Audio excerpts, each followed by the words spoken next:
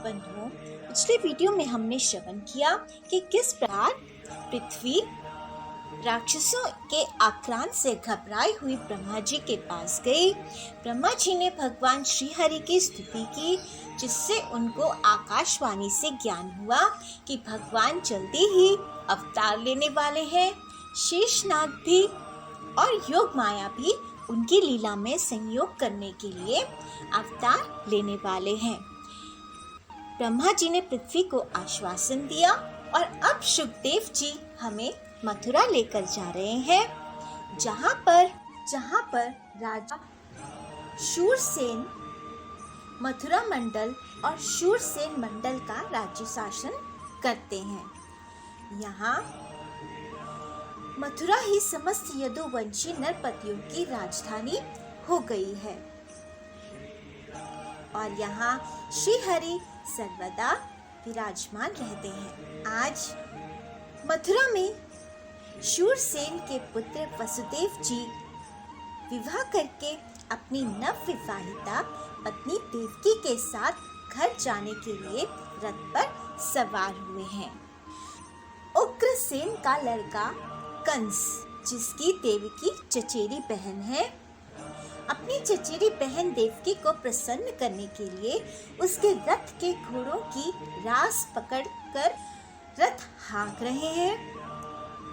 यद्यपि उसके साथ सैकड़ों सोने के बने हुए रथ चल रहे हैं, फिर भी अपनी देवकी बहन को प्रसन्न करने के लिए आज कंस स्वयं ही उनके रथ को हाँकना चाहते हैं। देवकी के पिता हैं देवक। अब विदाई के समय मार्ग में पथि प्रग्रहिणम कंसमा भाष्यः शरीरवाक् अस्यः त्वामष्टमो गर्भो हन्तायां वहसे अपधु। मार्ग में जिस समय घोड़ों की रास पकड़कर कंस रथ हाँक रहा था, उस समय एक आकाशवाणी हुई। आकाशवाणी ने उसे संबोधन करते हुए कहा, अरे मूर्ख, जिसको तू रथ में बिठाकर लिए जा रहा है, उसी के 8वें गर्भ की संतान तुझे मार डालेगी। कंस बड़ा ही पापी था। पिछले वीडियो में हम श्रवण कर चुके हैं। उसकी दुष्टता की सीमा नहीं थी। वह भोजवंश का कलंक ही था।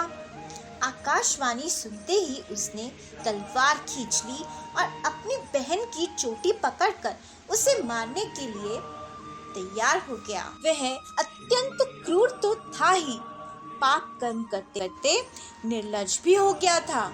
उसका यह काम देखकर महात्मा वसुदेव जी उसको शांत करते हुए बोले, हे कंस, आप भोजवंश के होनहार वंशधर तथा अपने कुल की कीर्ति बढ़ाने वाले हैं। एक तो देवकी स्त्री है, दूसरे आपकी बहन है और तीसरा वह विवाह के शुभ चिन्हों को अभी धारण किए हुए है। ऐसी स्थिति में आप इसे कैसे मार सकते हैं? देखिए, ज्ञानियों का ज्ञान इस शरीर से ऊपर उठकर होता है, लेकिन अज्ञानी इस शरीर में ही उलझे रहते हैं।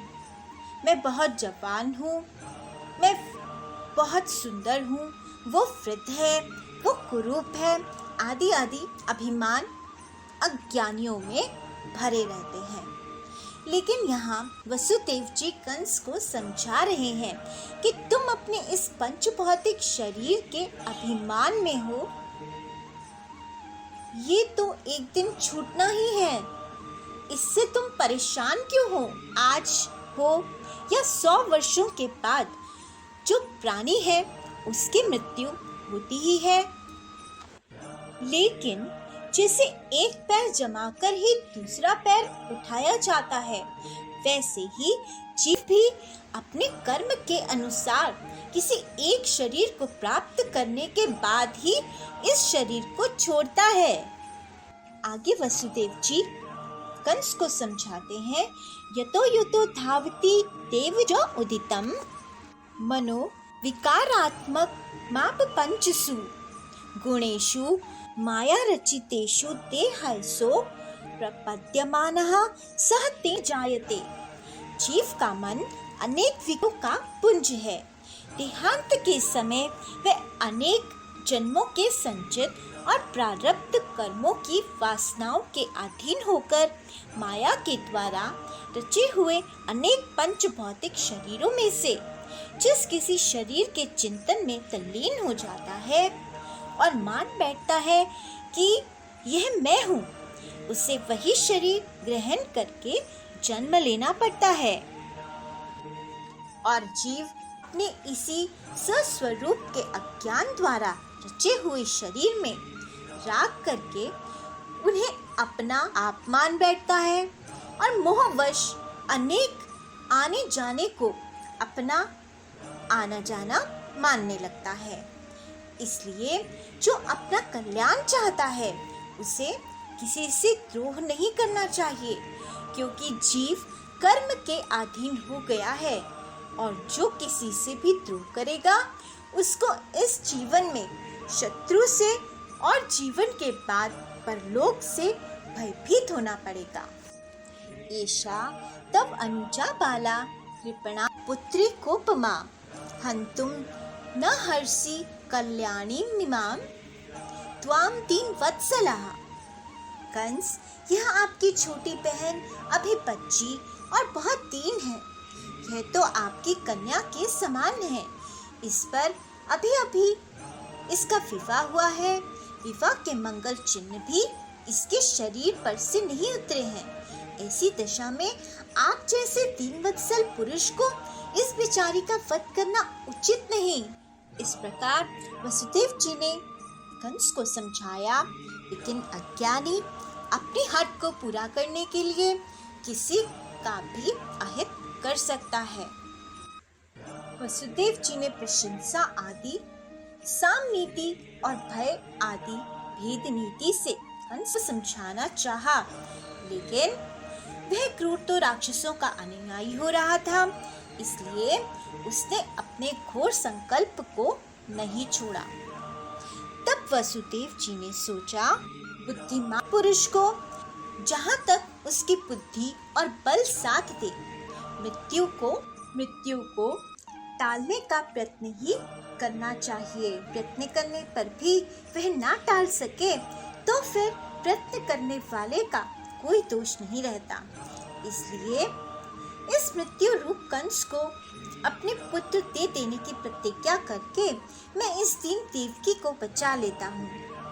यदि मेरे लड़के होंगे और तब तक यह कंस स्वयं नहीं मर जाएगा, तब क्या होगा?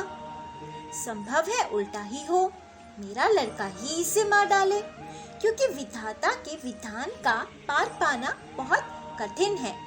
मृत्यु के सामने आने पर भी कभी कभी मृत्यु टल जाती है और टली हुई भी लौट आती है। इस प्रकार अपनी बुद्धि के अनुसार निश्चय करके वसुदेव जी ने बहुत सम्मान के साथ पापी कंस की बड़ी प्रशंसा की। परीक्षित जी, कंस बड़ा क्रूर और निर्लज्ज था, अतः ऐसा करते समय वसुदेव जी के मन में बड़ी पीड़ा भी हो रही थी। फिर भी उन्होंने ऊपर से अपने मुख कमल को प्रफुल्लित करके हंसते हुए कहा, कंस, आपको देवकी से तो कोई भय नहीं है ना?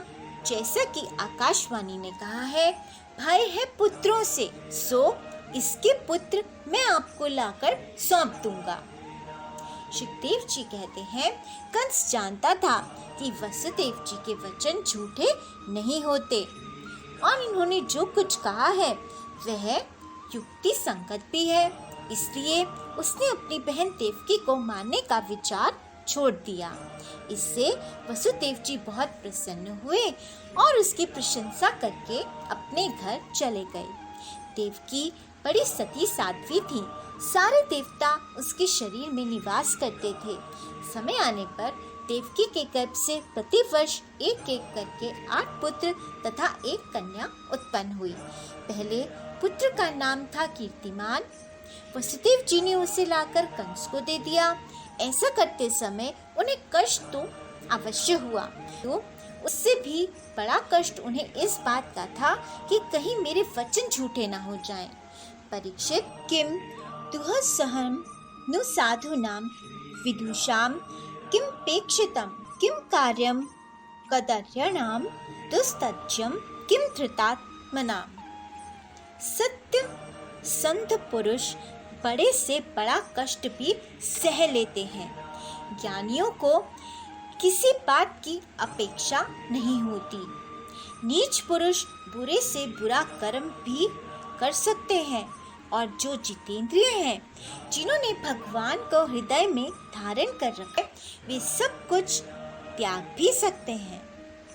जब कंस ने देखा कि वसुदेव जी का अपने पुत्र के जीवन और मृत्यु में समान भाव है एवं वे सत्य में पूर्ण निष्ठावान भी हैं, तब वह बहुत प्रसन्न हुआ और उसने हंसकर बोला, वसुदेव जी, आप इस नन्हे से सुकुमार बालक को ले जाइए। इससे मुझे कोई भय नहीं, क्योंकि आकाशवाणी ने तो ऐसा कहा था कि देवकी के 8वें गर्भ से उत्पन्न संतान के द्वारा मेरी मृत्यु होगी। वसुदेव जी ने कहा, ठीक है, और उस बालक को लेकर वे लौट आए। परंतु उन्हें मालूम था कि कंस बड़ा दुष्ट है और उसका मन उसके हाथ में नहीं है। वह किसी क्षण बदल सकता है। देखिए, जो सहनशील नहीं होता वो कभी एक बात पर स्थिर नहीं रहता, क्योंकि जब तक उसके अनुकूल बातें होती रहती हैं तब तक तो ठीक है, लेकिन जैसे ही कोई ऐसी बात होती है या कोई और सामने वाला बात करता है जो कि उस असहनशील व्यक्ति को सहन नहीं होती, तो वो जल्दी से बदल जाता है। इसी प्रकार कंस भी बार बार बदलता रहता था और वसुदेव जी जानते थे कि किसी भी क्षण यह बदल सकता है, इसलिए उन्होंने उसकी बात पर विश्वास नहीं किया। लेकिन जब कंस ने उस अन्य बालक को छोड़ दिया तो इस बात से सबसे ज्यादा चिंता हुई नारद जी को। अब नारद जी को क्यों चिंता हुई, ये हम अगले वीडियो में श्रवण करेंगे। तब तक भगवान जी का नाम जाप करते रहिए। हरिओम नमो भगवते वासुदेवाय। हरिओम नमो भगवते वासुदेवाय। हरिओम नमो भगवते वासुदेवाय। जय बिहारी जी की।